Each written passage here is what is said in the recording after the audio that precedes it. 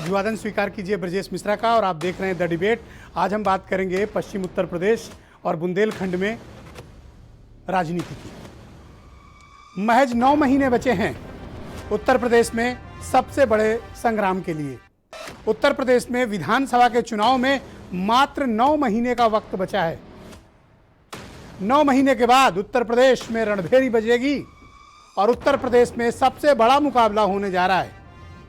इस बार का 2022 का मुकाबला कई मायनों में बेहद अहम और राजनीतिक तौर पर कई पार्टियों के लिए डू और डाई की सिचुएशन वाला है।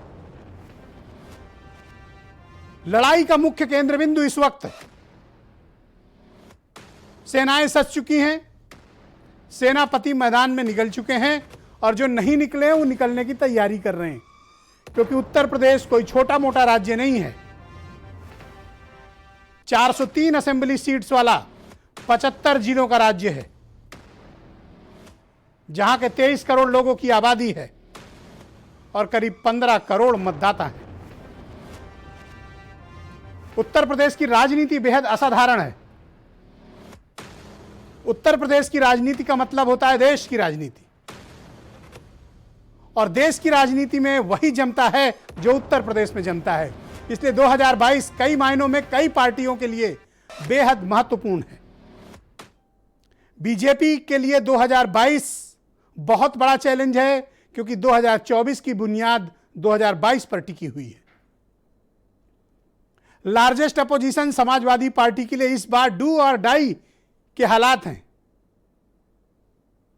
बहुजन समाज पार्टी, कांग्रेस, आरएलडी और आम आदमी पार्टी, ये भी आपको उत्तर प्रदेश की रणभूमि में जंग करते हुए दिखाई दे रहे हैं। कोई सामने से लड़ रहा है, कोई पर्दे के पीछे से लड़ रहा है, कोई डिजिटली लड़ रहा है तो कोई फिजिकली लड़ रहा है, कोई इशू के साथ लड़ रहा है तो कोई यात्राओं के साथ लड़ रहा है। लेकिन उत्तर प्रदेश में सियासी घमासान शुरू हो गया है। पूर्व मुख्यमंत्री और समाजवादी पार्टी के राष्ट्रीय अध्यक्ष अखिलेश यादव कल से अपनी साइकिल यात्रा शुरू करने जा रहे हैं। वो खुद साइकिल चलाएंगे और ये साइकिल यात्रा रामपुर से शुरू हो रही है, जो लखनऊ तक आएगी, और इसका उद्घाटन कल खुद अखिलेश यादव साइकिल चलाकर करने वाले हैं। इन दिनों आप देख रहे होंगे कि अखिलेश यादव की सक्रियता बहुत बढ़ गई है, क्योंकि चुनाव का वक्त भी कम बचा है। वो लार्जेस्ट अपोजिशन है, इसलिए उनके स्टेक सबसे ज्यादा है। उत्तर प्रदेश के मुख्यमंत्री योगी आदित्यनाथ भी 2 दिन बुंदेलखंड रह के आए हैं। उसके पहले अखिलेश यादव 2 दिन बुंदेलखंड रह के आए थे। बुंदेलखंड की 35 सीटें दांव पर हैं और पश्चिम उत्तर प्रदेश की 120 सीटें। ये दोनों क्षेत्र तय करेंगे कि उत्तर प्रदेश में सरकार किसकी बनेगी और उत्तर प्रदेश का मुख्यमंत्री कौन बनेगा। रुहेलखंड यानी पश्चिम का इलाका, बुंदेलखंड यानी साउथ यूपी का इलाका, और ये पूरा पश्चिम उत्तर प्रदेश, तकरीबन 155 सीटें इन दोनों क्षेत्रों को मिलाकर असेंबली की आती हैं। इसके बाद अवध क्षेत्र और फिर पूर्वांचल है। इस बार की लड़ाई किसी के लिए आसान नहीं है, बहुत चुनौतियां हैं।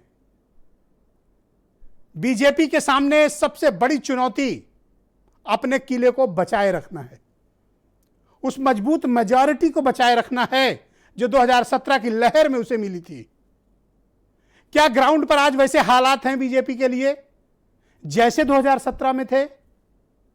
क्या आज भी वो मुद्दे जिंदा हैं जो 2017 में जिंदा थे? और आज भी क्या जनता की मनोवृत्ति वैसी है जो 2017 में थी? क्योंकि असेंबली इलेक्शन का पैटर्न और पार्लियामेंट्री इलेक्शन का पैटर्न बिल्कुल अलग होता है। लोकसभा के मुद्दे और विधानसभा के मुद्दे बिल्कुल अलग होते हैं। यहां चेहरों पर और सेनापतियों के दम पर चुनाव लड़ा जाता है। पार्टी कैडर यहां चुनाव लड़ती है। तो इस मायने में लड़ाई बहुत साफ है, लड़ाई बहुत सीधी है और लड़ाई एकदम डायरेक्ट है। पश्चिम उत्तर प्रदेश जब से किसान आंदोलन शुरू हुआ है, भारतीय जनता पार्टी के लिए सबसे बड़ी मुसीबत का केंद्र बन गया है। उत्तर प्रदेश सरकार की गलत हैंडलिंग, उनकी एक चूक ने भारतीय जनता पार्टी को पश्चिम उत्तर प्रदेश में बेहद मुश्किल में डाल दिया है। हालात ऐसे हैं कि भारतीय जनता पार्टी के विधायक, कद्दावर मंत्री अपने क्षेत्रों में घूम नहीं पा रहे हैं। वोट मांगने की बात तो दूर की है। यह सिचुएशन अपोजिशन को फायदा देती है। इसलिए आप देख रहे होंगे कि इस वक्त उत्तर प्रदेश की पॉलिटिक्स का एपिक सेंटर पश्चिम उत्तर प्रदेश और बुंदेलखंड है। यहां किसानी, कृषि ही मुख्य व्यवसाय है। अभी तक तो अलग अलग रैलियां चल रही थी, लेकिन अब ज्वाइंट रैली आने वाली है। अखिलेश यादव और जयंत चौधरी मथुरा में 19 तारीख को एक ज्वाइंट किसान महापंचायत संबोधित करने वाले हैं। उसके बाद 23 मार्च को अखिलेश यादव की एक बड़ी रैली मेरठ में भी है। लेकिन बीजेपी अभी पश्चिम उत्तर प्रदेश में वेट एंड वॉच की पोजीशन में है, क्योंकि वहां जिस व्यापक पैमाने पर उनका विरोध है, अभी बीजेपी कोई जोखिम मोल लेना नहीं चाहती है। कांग्रेस की तरफ से प्रियंका गांधी भी सक्रिय और आम आदमी पार्टी के संयोजक और मुख्यमंत्री अरविंद केजरीवाल एक सभा संबोधित कर चुके हैं मेरठ में। मेरठ पश्चिम का एपिक सेंटर है, मुख्य केंद्र बिंदु है, जहां से पश्चिम की राजनीति संचालित होती है। तो उत्तर प्रदेश में 2022 में क्या होने वाला है, और ये 155 सीटें, 120 पश्चिम उत्तर प्रदेश की और 35 सीटें बुंदेलखंड की, यहां से क्या नतीजे आने वाले हैं, यहां से क्या संकेत निकलने वाले हैं, और बीजेपी के पास प्लान बी क्या है? क्या बीजेपी हाथ पे हाथ धरी बैठे रहेगी? नहीं। तो फिर बीजेपी क्या करेगी? आज से भारतीय जनता पार्टी ने एक वृहद कार्यक्रम शुरू किया है, गांव गांव चौपाल का। सभी मंत्रियों और विधायकों को टास्क दिया गया है कि वो अपने क्षेत्र में 50 गांव तक पहुंचें और जनता तक सरकार की उपलब्धियां बताएं जो 4 साल की यहां उत्तर प्रदेश की हैं और केंद्र सरकार की। मंत्री और विधायक तो निकल रहे हैं, लेकिन पश्चिम में मुश्किलें बहुत हैं उनके समक्ष। तो शांत कोई नहीं बैठा है, तैयारी सब कर रहे हैं, लेकिन बीजेपी पश्चिम उत्तर प्रदेश में फंस गई है। कारण उत्तर प्रदेश सरकार की चूक है, जिसका फायदा विपक्ष जमकर उठा रहा है, और विपक्ष ने अपने सारा गोला बारूद, असलहा और सेनाएं पश्चिम में ही तैनात कर दी हैं। और बुंदेलखंड की भी एक खासियत है, मैं आज जोड़कर डिबेट कर रहा हूं। प्राकृतिक संसाधनों से परिपूर्ण, बेहद रिच, सांस्कृतिक तौर पर बहुत महत्वपूर्ण यह क्षेत्र बुंदेलखंड का वीरों की धरती रही है। यह अलाउदल की धरती है, यह झांसी की रानी की धरती है। यहां जिस पॉलिटिकल पार्टी को जब भी यहां की जनता ने दिया, छप्पर फाड़ कर दिया। इतना दिया कि लोग संभाल नहीं पाए। जब बीएसपी को दिया 2007 में, पूरा दिया। 2012 में ये सब समाजवादी पार्टी के साथ गए, पूरे के गए। 2017 में सब बीजेपी के साथ थे, इकट्ठे गए। अब 22 का चैलेंज सबके सामने है कि बुंदेलखंड क्या तय करेगा। और पश्चिम उत्तर प्रदेश का भी वोटिंग पैटर्न बुंदेलखंड को फॉलो करता है। 2007, 2012, 2017, 2014, 2019 और उसके पहले 2009, सब फिंगर टिप्स पे होना चाहिए सब चीजें, कि ये उत्तर प्रदेश की राजनीति क्या आपको बैरोमीटर है, जहां लोगों के वोटिंग पैटर्न से तय होता है कि वो किस पार्टी के साथ खड़े हैं और किसकी मुखालफत करते हैं। जिसके साथ होते हैं इकट्ठे होते हैं, जिसको हराते हैं इकट्ठे होकर हराते हैं। यह है कुल मिलाकर सार। तो आप कुछ बयान सुने, फिर एक दिलचस्प डिबेट आज आगे बढ़ेगी। पिछली सरकारों ने यहाँ के संसाधनों को लूटा खसोटा, आज सरकार ने उस पर तो रोक लगाई है, लेकिन साथ साथ आपका विकास चाहती है। सम्मान के साथ बुंदेलखंड का नौजवान, बुंदेलखंड का किसान आगे बढ़े और यहाँ की बहन बेटियों की समस्या का समाधान, जो सिर में मट्टी ले जाकर के जाना पड़ता है, इसका समाधान हो, शुद्ध पेयजल की उपलब्धता हो। इसके लिए हम लोग आपके बीच में आए हैं। आपको अगले वर्ष के प्रारंभ में हम लोग शुद्ध पेयजल उपलब्ध करवाने का कार्य करेंगे। मुख्यमंत्री जी दूसरे के कामों पर अपनी सेल्फी खिंचवा रहे हैं, इससे खराब बात क्या हो सकती है कि मुख्यमंत्री जी ने अपना काम पूरा नहीं किया जी, अपना काम का नहीं दिखा पा रहे हैं तो दूसरों के काम के साथ अपनी सेल्फी खिंचवा रहे हैं। एक कदम आगे जा रहे हैं, उद्घाटन का उद्घाटन, शिलान्यास का शिलान्यास, एमओयू का एमओयू और दूसरे के काम पर सेल्फी।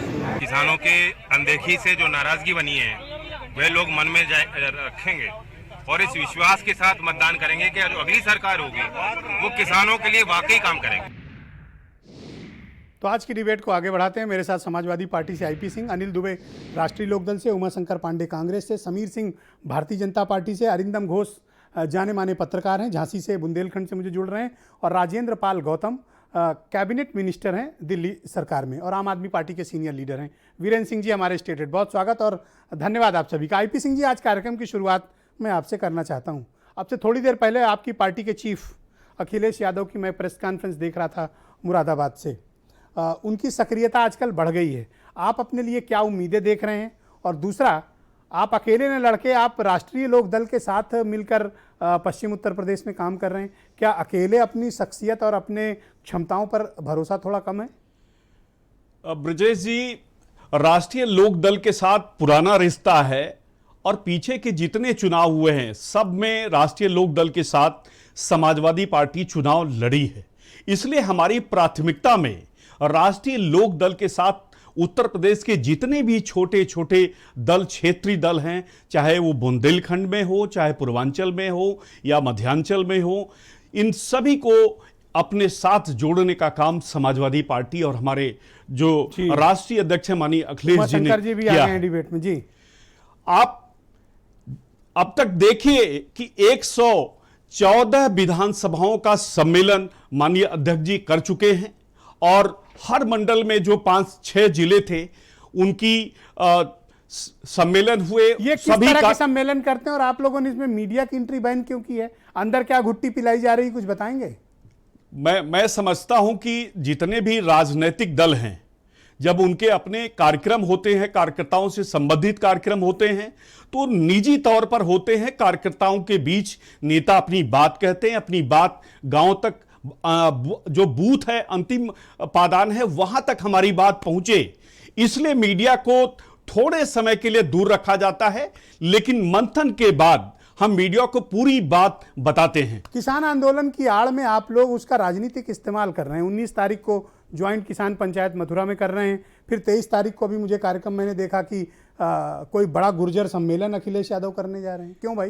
ये किसान आंदोलन की आड़ में आप अपना राजनीतिक फायदा तलाश रहे हैं? किसानों की बात वो लोग उठा रहे हैं, वो व्यापारी उठा रहे हैं, वो सौदागर उठा रहे हैं। किसानों के मुद्दे को 3 काले कानून वो लोग लेकर आए जिन्होंने कभी खेती किसानी नहीं की। ना खेती किसानी भारत के प्रधानमंत्री किए, न गृह मंत्री किए, ना पीयूष गोयल मुंबई में पैदा हुए। और 3 काले कानून बनाने का काम इन लोगों ने किया। जब देश भर का किसान इसका विरोध किया और कहा कि ये कानून आप वापस लीजिए, किस आधार पर 300 लगभग 300 किसान दिल्ली की सीमाओं पर शहीद हो गए। कड़कड़ाती ठंड में वो मरे और आज भी वो शहीद हो रहे हैं और सरकार कहती है कि एक फोन की दूरी पर हम खड़े हैं। किस आधार पर अखिलेश यादव ये दावा कर रहे हैं कि अगली बार हम सत्ता में आएंगे? भारतीय जनता पार्टी, आधार क्या है? सुन लीजिए, भारतीय जनता पार्टी 1996 में 176 सीट पाई। उसके बाद 2017 कितना लंबा कालखंड आया जब बीजेपी को बहुमत मिला है। 2012 में यही भारतीय जनता पार्टी 44 सीटों पर सिमट गई थी। उसके एजेंडे भी लगभग यही थे। शुक्रिया। इनके घोषणा पत्र में कोई एक्सप्रेस नहीं था। तसल्ली से आप दूसरों की भी बात सुने ताकि डिबेट को हम सिस्टमैटिक तरीके से आगे बढ़ा सकें। समीर सिंह जी, आज से भारतीय जनता पार्टी ने भी कार्यक्रम शुरू किया है गांव-गांव चौपाल का। क्या आपको लगता है कि ये किसान आंदोलन की वजह से जो आपकी पार्टी को नुकसान उत्तर प्रदेश सरकार की गलती के कारण हुआ है, उसकी भरपाई के लिए इस तरह के आयोजन किए जा रहे हैं? नहीं, देखिए ब्रिजेश जी, हम नुकसान की भरपाई के लिए आंदोलन कार्यक्रम नहीं चला रहे, न इस आंदोलन का कोई किसानों के ऊपर प्रभाव है। मैं पहले भी आपके चैनल पर कह चुका हूं कि भारतीय जनता पार्टी की सरकार, केंद्र और प्रदेश दोनों की सरकारों ने किसानों के लिए बहुत बड़े बड़े काम किए हैं, जिसके नाते इस देश का किसान, इस उत्तर प्रदेश का किसान जानता है कि हमारे रहनुमा, हमारे भलाई के लिए काम करने वाले योगी आदित्यनाथ जी और भारतीय जनता पार्टी की सरकार है जो निरंतर भलाई कर रहे हैं। इस नाते हम इस चर्चा में ही नहीं जाना चाहते। गांव चौपाल का कार्यक्रम हमारा 4 साल की उपलब्धि को लेके हम जा रहे हैं। हमारा 19 तारीख को 4 साल पूरा हो रहा। हमारी सरकार ने जो काम किया, हमारे प्रधानमंत्री जी, मुख्यमंत्री जी ने जो काम किया है, हम उसको लेके जा पश्चिम रहे हैं। में कहीं भी नहीं है कि ऐसा कि हम पार्टी के बड़े नेता हो, कोई सभा नहीं कर पा रहे हैं, कहीं जा नहीं रहे हैं। कारण क्या है? पश्चिम को इतना इग्नोर क्यों कर रहे हैं आप लोग? कोई प्रॉब्लम है वहां पे? ब्रजेश जी देखिए, मेरा आपसे बड़ा विनम्र निवेदन है। देखिए, गांव चौपाल के पहले पार्टी ने गांव बैठकें की हैं, योजना बनाया है, पार्टी की सभी गतिविधियां चल रही हैं। पूरे पश्चिमी उत्तर प्रदेश के अंदर जिन जिलों की आप बात कर रहे हैं, हमारे सभी नेता, सभी विधायक, सभी सांसद अपने क्षेत्रों में जा रहे हैं। कहीं कोई ऐसी बात नहीं है जिस बात का आप उल्लेख कर रहे हैं। ये तथ्यहीन बातें हैं और इन बातों का कोई मतलब नहीं है कि हमारे नेता जा नहीं पा रहे हैं, सरकार की मिसहैंडलिंग के नाते बिगड़ गया।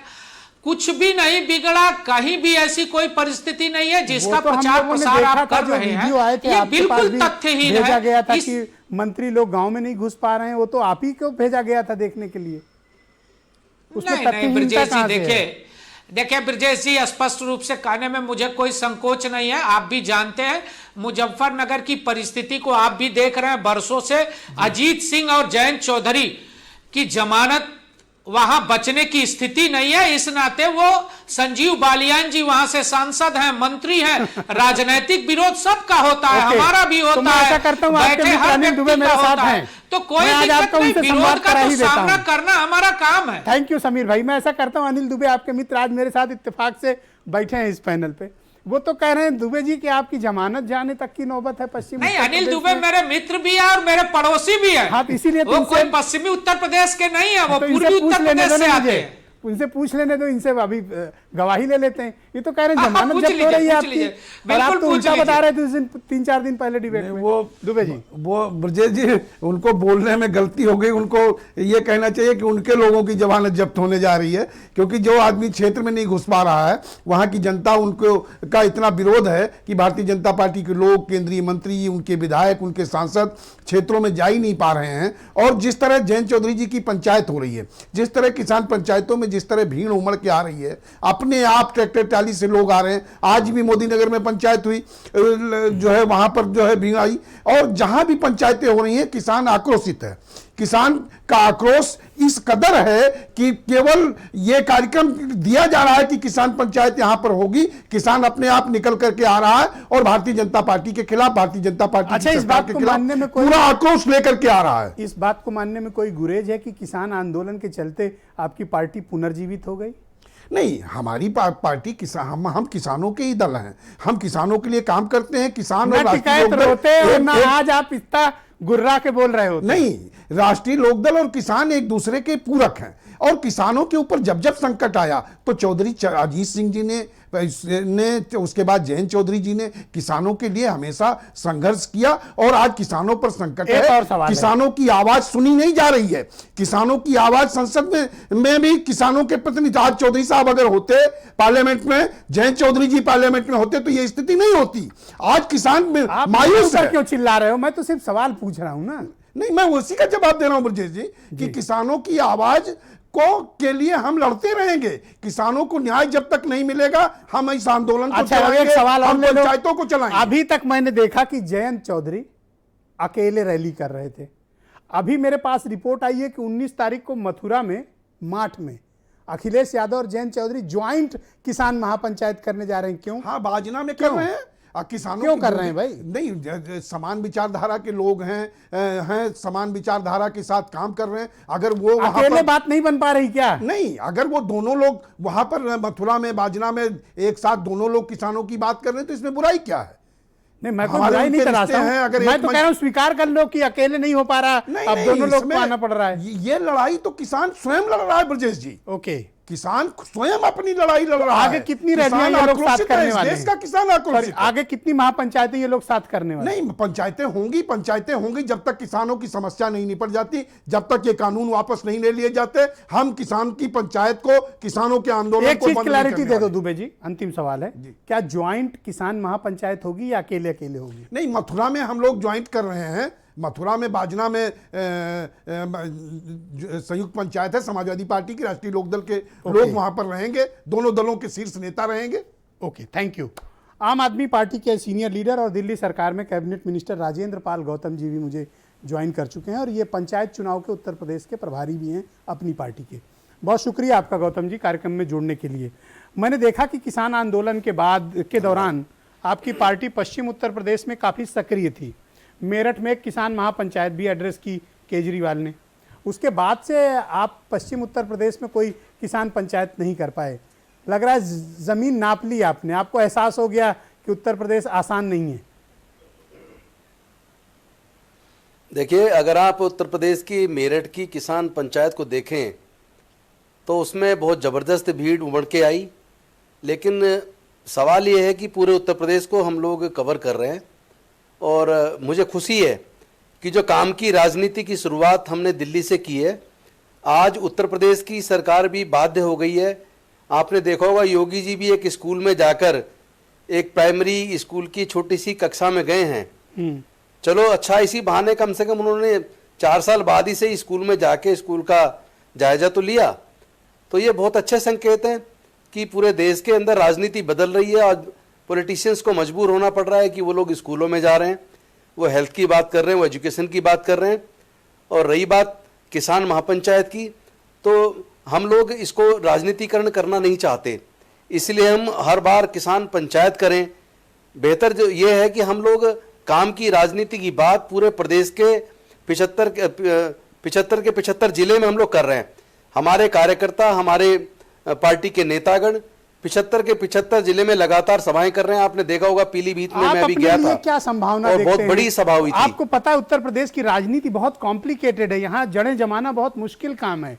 आपको क्या लगता है कि आप क्या यहाँ खड़े रह पाएंगे यूपी में? ब्रजेश जी, आप कह सही रहे हैं, लेकिन आम आदमी पार्टी के जो काम का मॉडल है वो उत्तर प्रदेश के गांव तक पहुंचा हुआ। उसका कारण यह है कि उत्तर प्रदेश के हर गांव का एक ना एक आदमी दिल्ली के अंदर रहता है। दिल्ली की टोटल पॉपुलेशन का 60 से 70% उत्तर प्रदेश के लोग हैं, और वो जिस तरह की सुविधाएं दिल्ली में दिल्ली के लोगों को दी हैं जी, वो यूपी के लोग जो दिल्ली में रहते हैं वो अपने गांव में जाके जब बताते हैं, वो लोग बड़े खुश होते हैं और वो कहते हैं आप यूपी में कब आ रहे हो। तो मैं आपको बता दूं, मैं कैसे मान लूं उत्तर कि आप प्रदेश के काम की लोग आम आदमी राजनीति करना पार्टी का चाहते हैं? स्वागत करने के लिए मैं तैयार आपको है। उदाहरण देना चाहता हूं कि जब संजय सिंह यहाँ आए, पहली बार एंट्री की है यूपी में, तो उन्होंने जातिवाद से अपनी राजनीति शुरू की।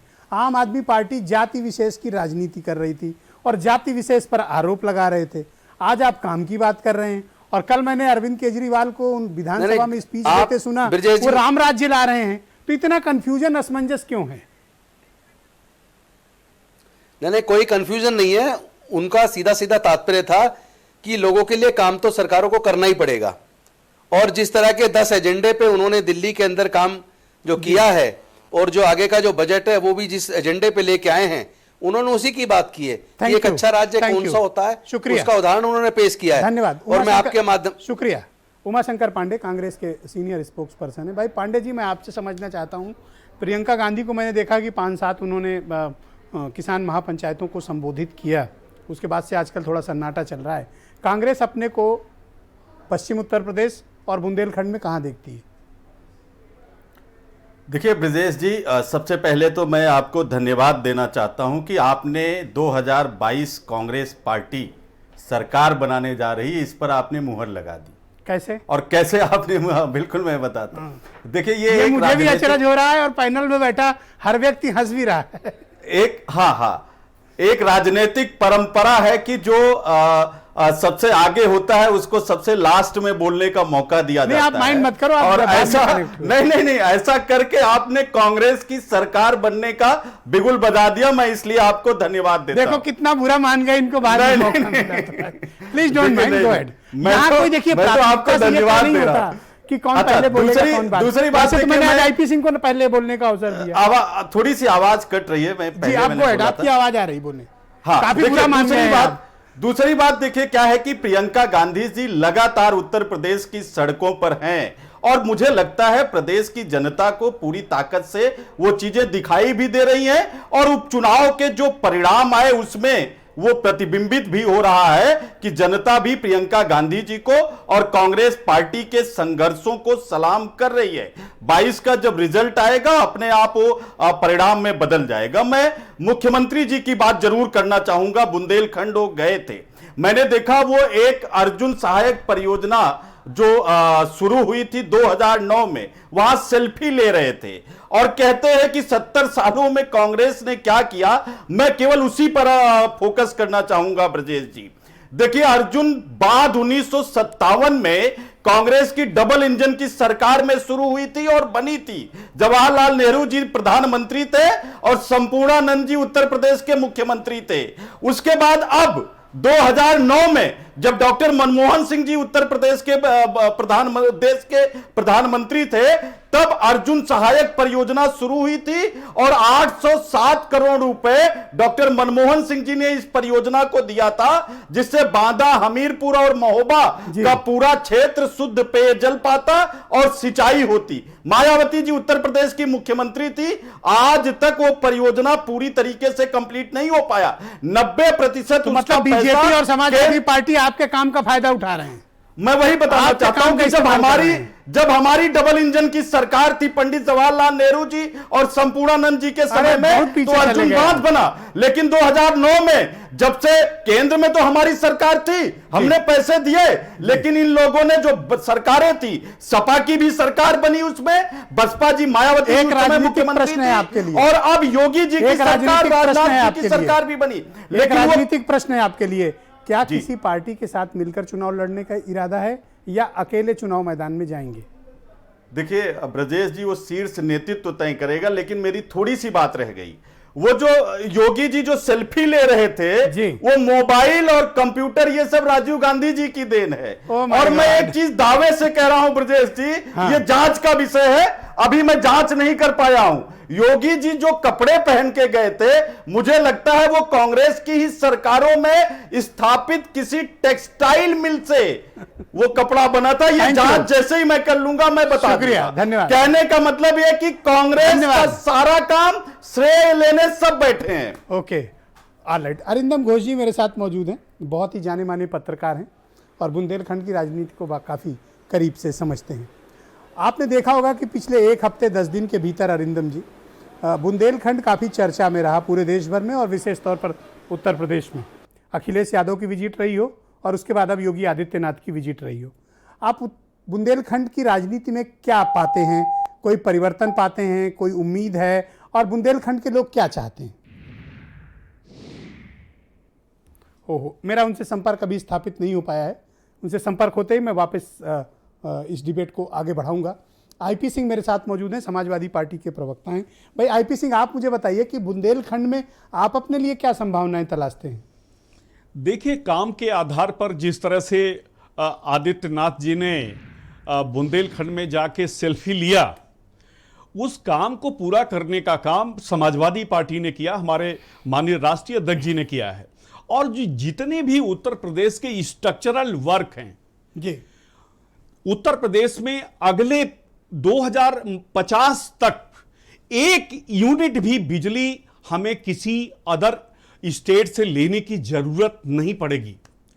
आपको बताते हुए मुझे हर्ष होता है। आज भी बुंदेलखंड उतना ही सुन लीजिए, ललितपुर आपको ध्यान होगा, ललितपुर श्रीनगर, यहां 4000 मेगावाट की बिजली का उत्पादन का काम माननीय अध्यक्ष जी ने प्रारंभ कराया था। वो काम पूरा हुआ और बिजली के क्षेत्र में जिस तरह का काम किया है, मैं योगी सरकार से पूछना चाहता हूं कि कोई 1 यूनिट बता दे कि पिछले 4 वर्षों में 2014 के बाद उत्तर प्रदेश में बिजली योगी सरकार का दावा है कि उन्होंने 4 लाख पैनल में हमारे मित्र बैठे हैं, मंत्री जी को छोड़कर दिल्ली में, हर घर की बिजली के बिल दूने हो गए। मेरे खुद के घर की बिजली का बिल 2017 से पहले 4 से 5,000 आता था, अब 8 से 9,000 ऊपर तक आता है। गांव में घर घर इन्होंने मीटर ठोक दिए, थाने बना दिए। जी। गांव में भोली भाली जनता का एक तरह से उत्पीड़न हो रहा है, उन्हें सलाखों के पीछे भेजा जा रहा है। जी। तो विकास Thank you. के नाम पर वीरेंद्र आप सिंह जी देखिए, जुड़ रहे हैं डिबेट में। लोक वीरेंद्र भवन सिंह अगर के बाद हमने समीर बनाया सिंह तो के वहां पास अटल जी चलेंगे। की Thank you. स्टैचू Thank खड़ा you. कर दी। Thank you. हमने इकाना स्टेडियम बनाया तो वहां अटल जी के नाम पर रख Thank you. दिया। Okay. समाजवादी पार्टी ने आपको मेट्रो फिर का मौका काम मिलेगा शुरू तो मैं और किया, टाइम दूंगा। उसे थोड़ा सा वेट कर लें। बताते हमारा काम है। प्लीज थोड़ा वेट कर लें, थोड़ा कोऑपरेट करें। वीरेंद्र जी आ गए डिबेट में। भाई वीरेंद्र जी, ये पश्चिम उत्तर प्रदेश की 120 सीटें और बुंदेलखंड की 35 सीटें, ये क्या यहाँ चल रहा है? और मैं देख रहा हूँ कि इन दोनों जगहों पर आजकल पॉलिटिकल पार्टीज ने पूरी ताकत झोंक रखी है। देखिए, पश्चिमी उत्तर प्रदेश की जो सियासत है उसमें आज की तारीख में बीजेपी के सामने जो चुनौती है वो किसान आंदोलन है और लोकदल है, और उसके बाद आम आदमी पार्टी। समाजवादी पार्टी का लोकदल के साथ सहयोग चल ही रहा है। फोकस इसलिए बढ़ाया है दोनों लोगों ने क्योंकि बुंदेलखंड में बीजेपी अच्छे से जीती थी और पश्चिमी उत्तर प्रदेश में भी 91% सीटों पर उसको जीत हासिल हुई थी। तो अब ये जनाधार रहेगा या खिसक जाएगा, ये तो चुनाव के वक्त पता लगेगा। लेकिन ये जरूर है कि बीजेपी ने पंचायतों में जाने के लिए 10 तारीख से 20 तारीख के बीच में अपने मंत्रियों और विधायकों को 50-50 गांव दिए हैं कि वहां जाएं और किसान आंदोलन और महंगाई पर लोगों के जो सवाल हैं उनको शांत करें। अब शांत हो पाएगा कि नहीं ये तो अलग बात है, लेकिन उत्तर प्रदेश में बीजेपी ये जानती है कि उसकी लड़ाई अखिलेश यादव से है। अगर उत्तर प्रदेश में विपक्ष से कोई मुख्यमंत्री बन सकता है तो सिर्फ अखिलेश यादव इकलौते नेता हैं। अब इसमें कांग्रेस भी अपनी कोशिश कर रही है, लोकदल कर रही है, आम आदमी पार्टी कर रही, सब कर रहे हैं। देखिए, गठबंधन लोकदल का और अखिलेश यादव का स्वाभाविक है। जैसे बीजेपी का था, अपना दल का, अनुप्रिया पटेल का है, और पहले इनका राजभर से भी रहा, और भी कई छोटे छोटे दलों से गठबंधन रहे इनके। तो किसी का किसी के साथ मिलना और पंचायत करना, इसमें कोई बुराई नहीं है। लेकिन ये बात सही है कि उत्तर प्रदेश की राजनीति में लोगों ने एक चीज़ सीखा है कि जब पाप का घड़ा भर जाए तो घड़ा हटा के ड्रम लगा देना चाहिए, क्योंकि अफसरों को कोई लाज लज्जा नहीं है। वो मानेंगे नहीं, सरकार लाख कोशिश करे कि ईमानदारी से काम करो, वो लूटपाट करने से बाज नहीं आएंगे जनता के साथ, और इसका खामियाजा सरकारों को भोगना पड़ता है। आज लोग कहते हैं साहब भारत आत्मनिर्भर बन रहा है, रोजगार, मुद्दे बहुत सारे हैं। अखिलेश यादव उन्हीं मुद्दों को और जयंत चौधरी और विपक्ष के नेता क्यों इनको उठा रहे हैं? भाई, बेरोजगारी का मुद्दा है। सरकार ये कह रही 4 साल में 4 लाख नौकरी, जिसको नौकरी दी ओके पता ही नहीं बताती कि वो रहता कहाँ है और वो आदमी कौन है, वो भाग जाता है बाद में। नहीं, आज एक मीम, आज एक काफी वीरेंद्र जी दुर्गेश चौधरी के बारे में 2 शब्द बोलिए। लेखपाल दुर्गेश चौधरी। देखिए, आईपी सिंह जी अब गलत कर रहे हो, आप बीच में मत बोलो। आप वीरेंद्र सिंह को पता है, अपनी बात बोलेंगे वो। बोले वीरेंद्र। देखिए, तमाम ऐसे दुर्गेश चौधरी हो या लखनऊ के तमाम और लोग आए हैं, उनके वीडियो चल रहे हैं सोशल मीडिया पर। सरकार अपनी उपलब्धियों का बखान कर रही है, लेकिन उनका पता लोग ढूंढ रहे हैं, ये अलग बात है। देखिए कि पर नौकरी देके सरकार ने ट्वीट क्यों डिलीट कर दिया? हाँ, दूंगा, टाइम दूंगा। समीर जी, इसके बाद आप ही का नंबर है। देखिए, चालाकियों से किसी को कुछ देर के लिए तो मोहित किया जा सकता है, लेकिन आप ये परमानेंट नहीं हो सकता। जहां दिल जीतने की बात आती है वहां सरल और सहज होना पड़ता है और सच्चाई के साथ रहना पड़ता है, वरना दिल से उतरने में ज़्यादा समय लगता नहीं है। और सियासत में लोग ये बात को अच्छी तरह जानते हैं। देखिए, इस देश में भ्रष्टाचार हमेशा एक मुद्दा रहा है, उत्तर प्रदेश में भी रहा, कानून व्यवस्था मुद्दा रहा, बेरोजगारी मुद्दा है। ठीक है, आज समाजवादी पार्टी यात्रा शुरू करने जा रही है कल रामपुर से। ये कहते हैं साहब हमने आजम खां को जेल में डाल रखा है। आजम खां जेल में है, जमानत ना होने दे, ठीक है, लेकिन और कितने लोगों को जेल में डाला है ये भी तो देखा बताना पड़ेगा।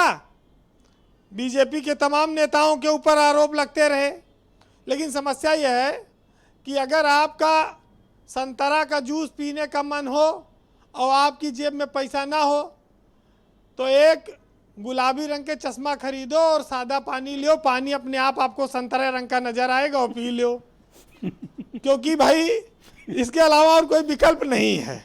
यही आत्मनिर्भर बनना है। फिलहाल हमारे देश प्रदेश में दोनों तरफ ये आप देख रहे हैं कि गरीबों को रोटी का संकट है, क्योंकि रोजगार में कमी आई है, फैक्ट्रियां बंद हुई, कोरोना काल में बहुत सारी चीजें प्रभावित हुई हैं। बच्चों की स्कूल फीस देनी पड़ रही माँ बाप को पूरी, सरकार ने कोई रियायत नहीं करी उसमें। प्राइवेट स्कूलों पर भी बीजेपी की सरकार ने कहा था नकेल कसेंगे, लेकिन 4 साल में वो अभिभावकों को कोई राहत नहीं दे पाए हैं। हर साल कॉपी किताब बदल जाता है, ड्रेस बदल जाती है, फीस बढ़ जाती है। तो कुल मिलाकर अफवाह फैलाने से काम नहीं चलेगा, जमीन पर चीजों को और दिखाना होगा। देखिए, समस्या इस बात की है कि किसान, गरीब, मजदूर, नौजवान, इनकी समस्या कभी हल नहीं हुई। बिजली, पानी और मकान तो ये रहा, उसके अलावा ये नई चीजें आईं और इनसे निपटने का फार्मूला चुनाव के एजेंडे में तो रहता है इनके, जब ये मैनिफेस्टो लाते हैं, लेकिन उसके बाद उसको दरकिनार कर देते हैं। हमारे यहाँ बुंदेलखंड और पश्चिम की बात हो रही ब्रजेश जी, लेकिन नेताओं के देखो ऊपर ना महंगाई का कोई असर है, ना उनके ऊपर बेरोजगारी का, क्योंकि उनको सब सरकारी सुविधा, सरकारी गाड़ी, तनख्वाह मोटी सब मिलती है। विधायक, सांसद, मंत्री, सबका व्यवस्था फिट है। बात पश्चिम की है, लेकिन पूरब के एक साहित्य ने लिखा है कि नेता रहे छाँव में धूप में जली हम, और जलपान करें नेता भुगतान करी हम।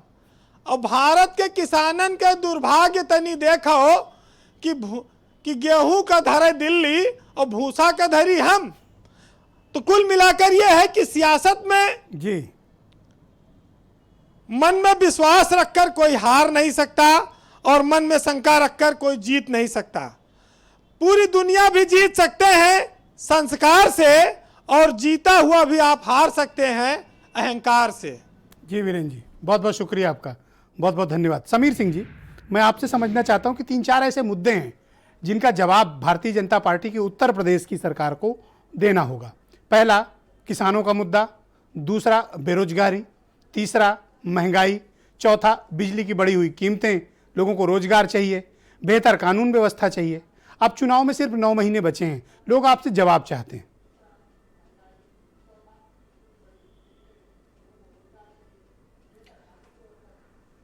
देखिए ब्रजेश जी, अभी मैं बीरेन जी को सुन रहा था, हमें लगता है कि बीरेन जी अखिलेश यादव जी से डर गए हैं।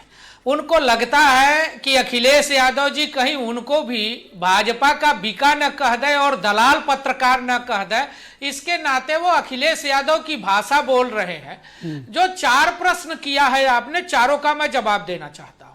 4 साल में हमने 4 लाख सरकारी नौकरियां दी हैं और रोजगार हमने लाखों लोगों को सृजित किया है विभिन्न माध्यमों से। अगर बीरेन जी भी कहेंगे, आप भी कहोगे, तो आपको विभागवार सूची में आपके दफ्तर को मेल कर दूंगा या किसी भी प्रवक्ता को दे दूंगा। आगे भी हम 1 लाख नौकरियां, सरकारी नौकरी देना चाहते हैं, हम प्रयास कर रहे हैं, हम देंगे। बिजली हमने उत्तर प्रदेश के अंदर माननीय मुख्यमंत्री जी ने पहले दिन से कहा है, उसको पूरा किया है कि हम शहरों को 24 घंटे देंगे और गांव को 20 घंटे, टाउन एरियाओं को 20 मिल रहा है 18 घंटा जान रही है। हम सिर्फ एक जिले को नहीं दे रहे, हम संपूर्ण उत्तर प्रदेश को बिजली दे रहे हैं। हम मैनपुरी और इटावा को भी दे रहे हैं। ऐसा नहीं है कि अखिलेश यादव के जिले को लखनऊ में ही बिजली गायब हो जाती है। रोजगार हमने दिया, किसानों को हमने जो रोजगार, किसानों की जो भलाई की है, चाहे वो शुगर मिलों का भुगतान रहा हो, चाहे शुगर मिलों को चलाना रहा हो। अभी हमारे कांग्रेस के मित्र महोबा की चर्चा कर रहे थे, अर्जुन सहायक नहर परियोजना की। 2593 करोड़ रुपया हमारी सरकार ने, उत्तर प्रदेश की सरकार ने, माननीय मुख्यमंत्री जी ने दिया है कि वो नहर की परियोजना पूरी हो जाए। बाढ़ साधन परियोजना भी 809 करोड़ की परियोजना थी, वो 2000 कहां लगा दिए? 809 करोड़ की परियोजना थी वो, 90% केंद्र सरकार को देना था और 10% प्रदेश सरकार को देना था। कहां उसको 2000 करोड़ बना दिए? लूट लिए क्या? पूरा भ्रष्टाचार कर लिया क्या? पूरा परियोजनाओं का उद्घाटन लगभग 9 करोड़ रुपए की परियोजना को 2000 करोड़ बना के खा गए पूरा। अरे वाह, कितना लंबा पेड़ बना लिया के अंदर है। शर्म करो कांग्रेस के प्रवक्ता, भ्रष्टाचार आप 30 साल 2009 में सरकार रही 9 करोड़ की परियोजना आसमान बेच दिया, जिसने नदी बेच दिया, जिसने जमीन बेच दिया, उसको शर्म नहीं आती उत्तर प्रदेश के विकास की चर्चा करते हुए। 5 साल कांग्रेस के साथ 5 साल गठबंधन करके चुनाव लड़े थे, कांग्रेस के साथ सरकार चला रहे थे, एक एक करके पार्टी के गठबंधन की सरकार की शर्म नहीं आती आरोप लगाते हुए कि परियोजना पूरी नहीं हुई। क्यों नहीं किया बुंदेलखंड का भला? बुंदेलखंड का भला आपने क्यों नहीं किया? जब अखिलेश यादव के साथ सहयोगी थे, अखिलेश यादव के साथ गठबंधन का चुनाव लड़े थे, भ्रष्टाचारियों प्रजापति को 2000 का बना दिया, 1200 करोड़ खा गए क्या? राहुल गांधी 1200 करोड़ खा गए क्या? प्रचार अभियान की शुरुआत की थी, परियोजना में 1200 करोड़ खा गए क्या? बलात्कारी के विधानसभा से राहुल गांधी और अखिलेश यादव ने 2017 की विधानसभा की शुरुआत की थी और उत्तर प्रदेश की जनता ने आपकी जमानत जब्त कर दी। अरे छोड़िए, 2009 में हम बने थे ना, जमानत जब्त हो जाएगी। रावण का अहंकार भी नहीं बचा था, ये खत्म हो जाएगा अहंकार। एक सेकंड, क्या कर रहे हैं? बच्चे जैसे क्यों लड़ रहे हैं? अरे आप लोग सीनियर लोग हो, खत्म हो इस प्रकार कैसा आचरण कर रहे हैं? क्या समझते हैं? दे रहे हो अहंकार खत्म हो जाएगा। आसाराम के शिष्यों अहंकार खत्म हो जाएगा, मैं बता रहा हूँ। आतंकवादी फिर आसाराम के साथ प्रवचन करिएगा, रोती है सोनिया जी, मोहन चंद शर्मा के मरने पर नहीं रोती है, आतंकवादियों के मरने पर रोती है। Thank you, thank you. Okay, IP Singh को लाए। ओके, एक सेकंड रुकिए, जाइएगा वहां पे, एक सेकंड रुकिए, वही आपके गुरु हैं। एक सेकंड रुकिए। अरे उत्तर प्रदेश और देश की जनता को देना पड़ेगा। राहुल गांधी केरल में कहते हैं कि आईपी सिंह जी रुकिएगा, थोड़ा आप कुछ नहीं करना। अच्छा, ये दोनों शांत हो जाए। ओके, शर्म नहीं आती को बुलाएंगे क्या? जसोदा बेन जी को बुलाएंगे? Thank you. शर्म करो। राहुल गांधी ने उत्तर भारत के लोगों को नासमझ कहा।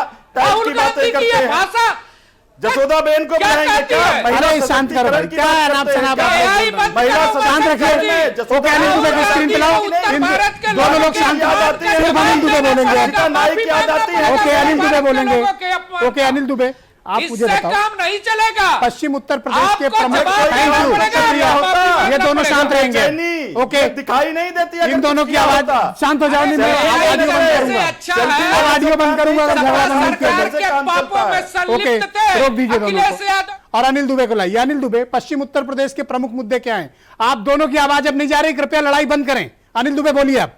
देखिए ब्रजेश जी, पश्चिमी उत्तर प्रदेश के मुद्दे और उत्तर प्रदेश के किसानों के मुद्दे, लगभग किसानों के मुद्दे सब जगह एक हैं, लेकिन पश्चिमी उत्तर प्रदेश का किसान उत्तर प्रदेश की सरकार से, देश की सरकार से ये जानना चाहता है कि पिछले 4 वर्षों से लगातार उत्तर प्रदेश में, देश में महंगाई बढ़ी है, सारी चीज़ों के दाम बढ़े हैं, पेट्रोल महंगा हुआ, डीजल महंगा हुआ, गैस, रसोई गैस महंगी हुई, सारी चीज़ें महंगी हो गई, लेकिन गन्ने का दाम उत्तर प्रदेश सरकार ने बढ़ाने की ज़रूरत नहीं समझी। पिछले 4 वर्षों से जो गन्ने का दाम है वही है, गन्ने के किसानों का आज भी बकाया है और किसानों के ऊपर ये 3 कानून और थोप दिए गए। ये मुद्दे लेकर के बिजली की बड़ी कीमतें, नहीं, बिजली की बड़ी कीमतें हैं, महंगाई, तो महंगाई सबसे चरम मुद्दा है। महंगाई के कारण लोगों का जीना मुहाल हो गया है, किसान परेशान है, नौजवान परेशान है, लोगों को आप रोजगार नहीं दे पा रहे हो, आप केवल गाल बजा रहे हो कि हमने रोजगार दे दिए, रोजगार आप दे नहीं पा रहे हो। किसान आंदोलित है, इंटरप्ट ना करें, सब लोग अपनी अपनी किसान आंदोलित है, नौजवान आंदोलित है, महंगाई चरम सीमा पर है, आप महंगाई पर बात नहीं कर रहे हो। आप महंगाई पर कहीं पर भी, समीर सिंह जी के महंगाई पर बताएं कि पेट्रोल डीजल की और गैस की कीमतें कब कम होंगी, बिजली के दाम कब कम होंगे, इन पर आप कोई बात ही नहीं करना चाहते हो, नौजवानों को रोजगार देने की बात नहीं करना चाहते हो। तो ये सहयोगी सरकार शुगर मिलों को आप अपनी बात करिए ना कि आप क्या कर रहे हो। सरकार उत्तर प्रदेश में आपकी चल रही है, सरकार उत्तर प्रदेश में आपकी चल रही है और आप काम नहीं करना चाहते हो। आप महंगाई पर बताइए, पेट्रोल के, डीजल के दामों पर बताइए, गैस के दाम कब कम होंगे। उत्तर प्रदेश की जनता ये चाहती है। आपने लागत का 1.5 गुना मूल्य देने की बात की तो बधाई थी, दो लागत का माननीय 1.5 गुना मूल्य तो मुख्यमंत्री जी को छोड़िए, कि 500 आप गन्ना करोड़ किसानों रुपए को उनका चौधरी रेट नहीं दे चरण पा रहे सिंह हो, के एक एक पैसा जन्मभूमि बढ़ाने की रामलला जरूरत की नहीं समझ क्षमता रहे हो, किसान को उसका पैसा नहीं दे पा रहे हो, केवल आप गाल बजाते हो, और गाल बजाने से काम नहीं चलने वाला है। किसानों के काम नहीं, आप केवल एक मेरा राजनीतिक प्रश्न है, छोड़िए ना, 4 वर्षों में आपने क्या आपस क्या में झगड़ना वो बंद कीजिए। बताना पड़ेगा। सुनिए ना, किया अनिल दुबे एक सवाल है आपसे, एक बार राजनीतिक प्रश्न है। बधाई तो दो। ओके, समीर सिंह जी शांत रहिए। इतना तो ओके, एहसान समीर जी बड़ा शांत किया जाए, मत करो। आपसे राजनीतिक बाकी प्रश्न है। तो आप जो समाजवादी कहोगे हम पार्टी के स्वीकार साथ जो करेंगे। आपका अभी का अलायंस है अनिल दुबे, इस अलायंस में आपके पास एक लिमिटेड सीटें समाजवादी पार्टी ने आपको पिछली बार लड़ने के लिए दी थी, क्या इस बार आप ज्यादा सीट की डिमांड करेंगे क्योंकि आपकी पार्टी के जनाधार बढ़ रहा है? Sameer ji thank you. Alright, Anil Dubey को जी, अभी तो हम काम कर रहे हैं, अभी हम किसानों के लिए काम कर रहे हैं, अभी किसानों के कानून हम वापस कराने के लिए चल रहे हैं, और हमारे रिश्ते हम समाजवादी पार्टी के साथ इतने भी धर्मात्मा नहीं है आप, नहीं इस तो तरह हम की नहीं तो हम धर्मात्मा नहीं है, हम धर्मात्मा ही हैं। हम सिर्फ किसानों की लड़ाई लड़ रहे हैं, और जब चुनाव की बात होगी तो चुनाव की बात कर लेंगे। अभी तक घर पे बैठे थे, जब से आंदोलन शुरू हुआ आप निकल आए मैदान में, नहीं तो और ऐसा जब- होली काऊ बन रहे हैं पवित्र आत्मा की जैसे आपको जब राजनीति से ब्रजेश जी, मतलब जब ही नहीं। किसानों पे संकट आया, जब किसान संकट में है, तो हम किसान के साथ खड़े हैं, हमारी किसानों के साथ प्रतिबद्धता है, हम किसान के संघर्ष में उसके साथी हैं। और रही राजनीति की बात, तो हमारे रिश्ते हैं समाजवादी पार्टी के साथ, हमारे रिश्ते हैं और अच्छे रिश्ते हैं। जब चुनाव की बात होगी तो बैठ करके चुनाव पर बात कर लेंगे, सीटों पर बात कर लेंगे। आपकी बार ज्यादा सीट चाहिए? नहीं, जब चुनाव की बात होगी, जब चुनाव आएगा तो चुनाव पर बात करेंगे, सीटों पर बात करेंगे। राजेंद्र पाल गौतम जी को लाया जाए। थैंक यू, आप दोनों का शुक्रिया। गौतम जी को लाया जाए। Sameer ji thank you. Okay, Gautam ji आपसे मैं जानना चाहता हूं, आप उत्तर प्रदेश काफी घूम रहे हैं पंचायत चुनाव के चक्कर में, आप उत्तर प्रदेश में प्रमुख मुद्दे क्या देखते हैं? मैं समझता हूं सबसे पहले जो मेन मुद्दा एजुकेशन है, हेल्थ है, बिजली है और बेरोजगारी है और कानून व्यवस्था है। और इन सभी मोर्चों पर उत्तर प्रदेश की सरकार पूरी तरह से विफल है। आप एक तरफ देखिए, उत्तर प्रदेश की जनसंख्या 24 करोड़ है और 24 करोड़ के लिए उन्होंने शिक्षा पर केवल 18,000 करोड़ बजट रखा है, और दूसरी तरफ दिल्ली के अंदर उसका 10% केवल 2 करोड़ 40 लाख जनसंख्या है, और यहाँ पे जो शिक्षा का बजट है वो 16,000 करोड़ से कुछ ज़्यादा है। तो 24 करोड़ की जनसंख्या के ऊपर बजट देखें और 2 करोड़ 40 लाख के ऊपर देखें तो आपको पता लगेगा कि हमारी सरकार हेल्थ और एजुकेशन को कितनी प्रायोरिटीज देती है। वहाँ पे बिजली के प्रति यूनिट दाम कितने हैं उत्तर प्रदेश में वो चेक कर लीजिए, और दिल्ली में प्रति यूनिट कितना वो चेक कर लीजिए।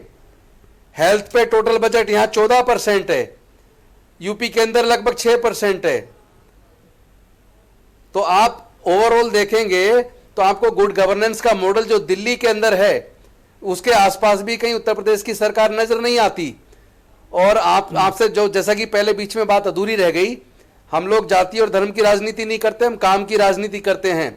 आप हमारे बजट को पढ़ लीजिए और किस तरह हमने अलग अलग क्षेत्रों में किस तरह प्रायोरिटीज देकर काम किया है, उसको आप देखेंगे तो उत्तर प्रदेश के लोग दिल्ली के काम के मॉडल को पसंद कर रहे हैं। दिल्ली के बुजुर्गों को फ्री ले जाने के लिए अरविंद केजरीवाल अनाउंस कर रहे थे, क्या ये धर्म की राजनीति नहीं है? वो तो तीर्थ यात्रा तीर्थ यात्रा होती सब जगह की होती, तो मैं मानता स्पेशली उन्होंने अयोध्या में राम मंदिर का नाम लिया। 10 जगह पर तीर्थ यात्रा। ब्रजेश जी एक मिनट सुनिए, 10 क्षेत्रों में एक मिनट सुनिए।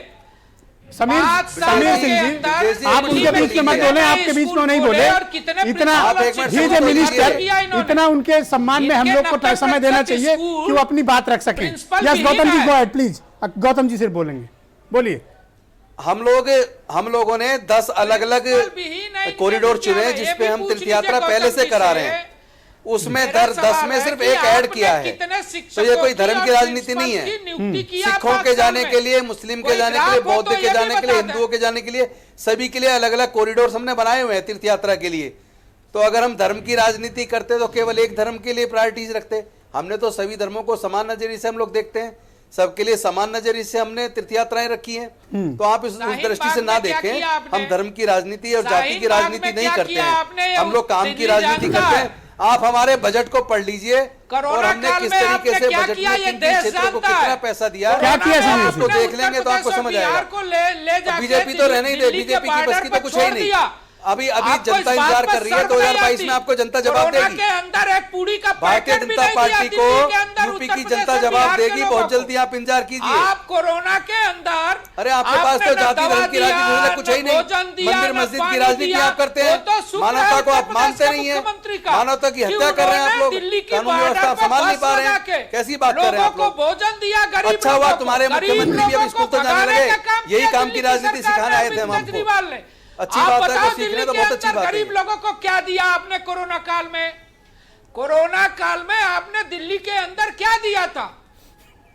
आपने कुछ एक नहीं एक दिया। नोट करना शुरू उत्तर कीजिए, मैं प्रदेश और बताता हूँ बिहार क्या के दिया। लोगों अरे को छोड़िए, हम लोग आप दिल्ली में नोट चर्चा नहीं कर रहे हैं। आप मसला दिल्ली पे मत जाइए। क्या दिया? ओके, थैंक यू, एक तो थैंक यू। बिजली आईपीसी को लाया जाए, आईपीसी बिजली का पैसा All right. कितने Thank you. टीचर और बिजली कितने सबकी मुफ्त Thank you, बिजली thank का you, पैसा thank you. बचा। एक 12 लाख डोंट बी लोगों को पर्सनल, किसी में आप 12 लोग क्यों लाख ऐसे कर लोगों रहे को भोजन हैं? भी भाई दिया आईपी गया। सिंह, आप कुछ कच्चा मेंशन ड्राई कर रहे थे, राशन आप अपनी दिया। बात कह लें, फिर मैं सवाल सारा करता इलाज हूं। उनको मुफ्त okay, IP Singh go ahead, college और आईपी सिंह गो अहेड। विद्यालयों के thank you Sameer ji, thank you.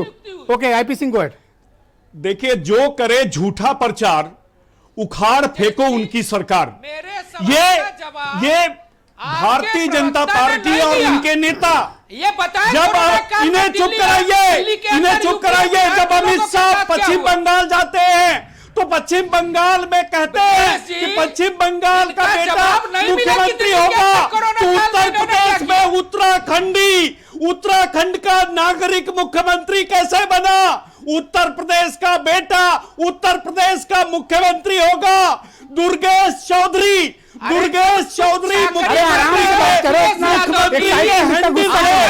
आराम से बात करिए, आराम से। चौधरी मुख्यमंत्री के हैंडल से फर्जी ये प्रचार किया गया कि इसको नियुक्ति की गई है। इनकी आवाज बंद करिए, इनकी आवाज बंद करिए, इनकी आवाज बंद करिए, इनकी आवाज बंद करिए, भाजपाइयों को बंद करिए, तब हम अपनी बात कहेंगे। आप बोलिए, प्रदेश जी, मुझे 2 मिनट का वक्त दीजिए। ओके। प्रदेश जी, मुझे 2 मिनट का वक्त हाँ, दीजिए। बोलिए। मैं झूठ नहीं इनका बर्दाश्त करूंगा। आप बोलिए ना। झूठे लोग हैं, ये मक्कार लोग हैं। समाजवादी पार्टी के सारे कामों को फीता पर फीता काट रहे हैं। समाजवादी पार्टी के समय लेखपाल की भर्तियों का आज मुख्यमंत्री हैंडल से जब सवाल पूछा समाजवादी पार्टी ने, तो मुख्यमंत्री हैंडल से दुर्गेश लेखपाल के वीडियो को डिलीट कर दिया। लखनऊ में खान कह रहा मुझे नौकरी मिली, गांव में नौकरी कौन सी मिली किसी को नहीं पता। ये झूठे लोग हैं, ये मक्कार लोग हैं। सुनील बंसल राजस्थान से उत्तर प्रदेश को लूट रहा है, कोई उत्तराखंड से लूट रहा है। इतना क्या झगड़ा करना भाई? कोई आज तो आप लोग कुछ अलग ही मूड में आए हैं। आज तो आप लोग अलग ही मूड में आए हैं। 5 लाख करोड़ इस प्रकार झगड़ा मत करिए। ये सौदागर, ये ठग, ये सौदागर और थैंक यू। ओके, शुक्रिया, धन्यवाद, धन्यवाद, धन्यवाद। और उत्तर प्रदेश की जनता पश्चिम उत्तर प्रदेश में साफ तौर से कह दिया है कि ओके, लोहे के उमाशंकर हेलमेट पांडे, पहन थैंक कर आना विधायक यू, थैंक यू, शुक्रिया, धन्यवाद, लोहे के हेलमेट धन्यवाद। पहन कर आईपी सिंह, आना। शुक्रिया, नहीं तो गाँव थैंक यू। में घुसने नहीं देंगे। ये औकात है भारतीय जनता पार्टी की। अरे शर्म करना चाहिए। 1996 के बाद 2 दशक लग गए, क्या हो गया आज 2 आप लोगों को? दशक लग गए सत्ता में आने के लिए। अजीब से मूड में आप लोग आए हैं, कोई झगड़ा करने। 2022 के बाद ओके। फिर इनको 20 थैंक यू, साल शुक्रिया। लगेंगे। अब फिर 20 साल उमाशंकर बाद पांडे उत्तर बोलेंगे। प्रदेश में फिर इनको और अंतिम में मौका मिल गया। ये अभी फिर ये पहाड़ी सरकार बना बाबा, लेंगे। ये पहाड़ी शांत होइए, नहीं, शांत होइए। उत्तर प्रदेश में मुख्यमंत्री क्यों? सिर्फ उमाशंकर जब उत्तर बोलेंगे। प्रदेश का भाई उमाशंकर, विभाजन हो गया, कांग्रेस जब के लिए आप उत्तर पश्चिम और प्रदेश का बुंदेलखंड में विभाजन हो क्या गया, संभावनाएं उत्तर देखते हैं? प्रदेश में 2 टुकड़े सिर्फ कर दिए उमाशंकर गए। बोलेंगे, सबकी आवाज बंद ब्रजेश करिए। जी, आवाज आ रही है, पर्सनल ये झगड़ा लोग मत चिल्ला रहे करिए। हैं। हाँ, बोलिए। जी, पश्चिम ब्रजेश जी, यूपी प्रश्न- में और बुंदेलखंड में आप अपने लिए क्या संभावनाएं तलाश? आप दोनों की आवाज बंद है। समीर सिंह, आईपी सिंह, शांत हो जाएं अब। ये कोई व्यक्तिगत झगड़े का स्थान नहीं है। आज आप लोग पता नहीं क्यों हर आदमी झगड़े के मूड में बैठा हुआ है। हाँ, बोलिए उमाशंकर। देखिए ब्रजेश जी, बुंदेलखंड में जितने भी काम हुए विकास को लेके, इंफ्रास्ट्रक्चर को लेके, सिंचाई परियोजना को लेके, वो सब कांग्रेस पार्टी की सरकारों की देन है। जैसा मैंने अर्जुन बांध परियोजना का जिक्र किया। अभी यूपी में मुख्य मुद्दे क्या हैं? देखिए पश्चिमी उत्तर प्रदेश की ब्रजेश जी अगर बात करें तो गन्ना किसानों की बात करिए। इन्होंने गन्ना किसानों को लेकर जो झूठ बोला, आज वो हर जगह आज, और दूसरा आज किसानों के साथ खड़ा कौन है, किसानों की लड़ाई लड़ कौन रहा है, कांग्रेस पार्टी लड़ रही है। और जो भारतीय जनता पार्टी ने तमाम वादे किए थे, पश्चिमी उत्तर प्रदेश के किसान भी शामिल थे। देखिए 82,000 फोन रख दें, आप रिकॉर्डिंग क्यों कर रहे हैं? 82,000 से ज्यादा किसानों को आज भी किसान लेखपाल की फर्जी भर्ती जो भर्तियां चलाने तो मुझे सभा के समय 2016 की है और मुख्यमंत्री कह रहा है ये भर्ती हमारी है। ये प्रचार देखिए मोदी का, ये प्रचार देखिए योगी का, इसी पर हमें आपत्ति है। ये झूठे लोग हैं और इनके झूठ का पर्दाफाश समाजवादी पार्टी करेगी। ये वही आज आप लोग पता नहीं किस मूड में आए हैं। कह रहा कि मुझे योगी ने दिया और आज ट्विटर हैंडल थैंक यू, शुक्रिया। नहीं आप लोग आज डिलीट कुछ कर दिया पता नहीं किस मूड में गया। झूठे लोग हैं, गलत है। आप लोग क्या झगड़े के मूड में हैं भाई? क्या कर रहे हैं आईपी सिंह? अरे बोलिए, आनी चाहिए उत्तर प्रदेश उमाशंकर बोलिए, सामने आईपी सिंह शांत हो जाओ, शांत हो जाओ। तो सपा के संस्कार दिखाई देते, लेकिन मेरे टाइम में बोलेंगे तो ये आईपी सिंह की आवाज बंद करिए। देखिए बोलिए इसे चुप कराइए। हाँ चुप। बिल्कुल सही बात है कि लेखपालों की भर्ती का, अरे आईपी सिंह चुप हो जाओ भाई प्लीज। सीएम ऑफिस, सीएम के ट्विटर हैंडल से, ऑफिशियल ट्विटर हैंडल से जो हुआ, ये पहले भी हो चुका है। अनुदेशकों को लेके भारतीय जनता पार्टी का जो ऑफिशियल ट्विटर हैंडल है, उससे 17,000 का वेतन दिए जाने की घोषणा, धन्यवाद। लेकिन हकीकत में उनको केवल 7,000 रुपए मिल रहे थे। धन्यवाद, आप सबका बहुत शुक्रिया।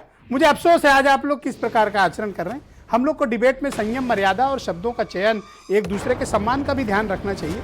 रोज की डिबेट है, रोज मिलना जुलना है और आपस में एक दूसरे के प्रति संवाद करते समय शिष्टाचार का पालन जरूर होना चाहिए। बहुत बहुत शुक्रिया, धन्यवाद। और आप सभी का भी बहुत बहुत धन्यवाद इस कार्यक्रम को देखने के लिए। धन्यवाद।